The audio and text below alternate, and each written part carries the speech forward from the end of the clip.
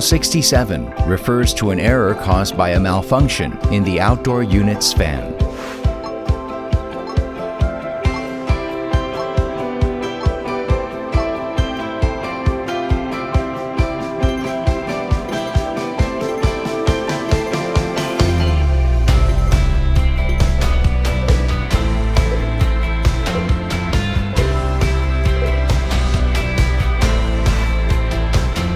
First, turn off the outdoor unit.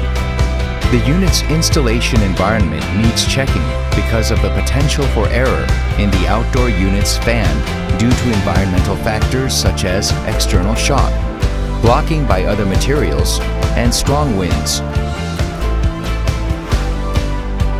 Check the connection of the fan motor harness. If it's normal, separate the harness and measure the resistance of fan phases. The table below shows normal resistance value. Check the PCB if a normal value is measured.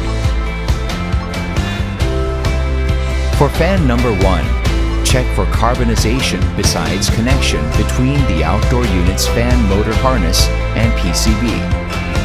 For fan number 2, if number 1 doesn't work, connect to number 2's fan motor harness and operate the product to see if the fan motor or PCB is malfunctioning.